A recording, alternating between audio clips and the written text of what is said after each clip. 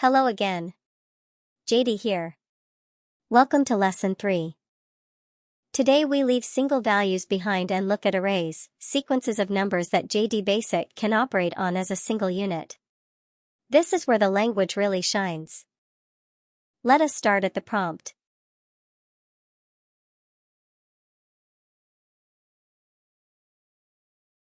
Square brackets create an array. Comma-separated values inside. jdBasic prints it back as a row.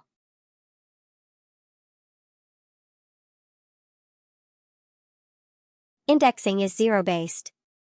Scores of 0 is the first element, 10. Scores of 4 is the fifth, 50. Len gives you the number of elements. Now the interesting part. Watch what happens when we do arithmetic on the whole array at once. Every element doubled. No for loop. jdBasic broadcasts the scalar across the array. 100 added to every element.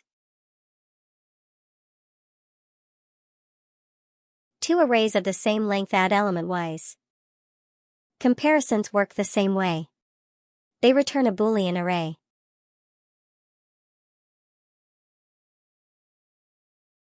Five values in, 5 answers out.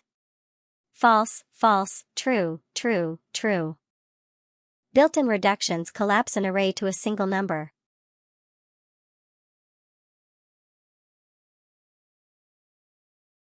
$150 in total, average 30.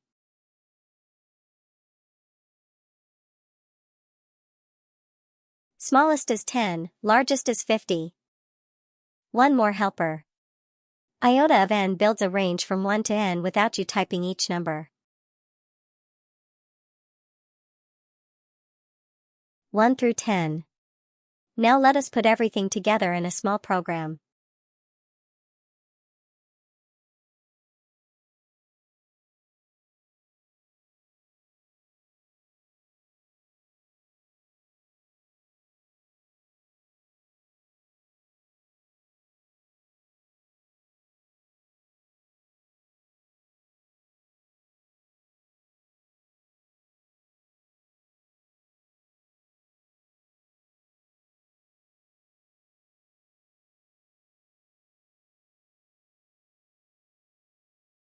A week of temperatures.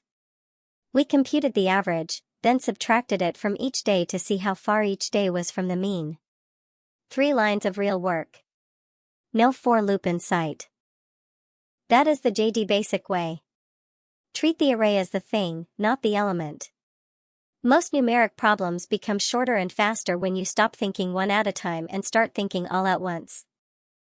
That is Lesson 3. In Lesson 4 we leave numbers behind and look at string slicing text, searching, and splitting. Until then, keep coding. Bye.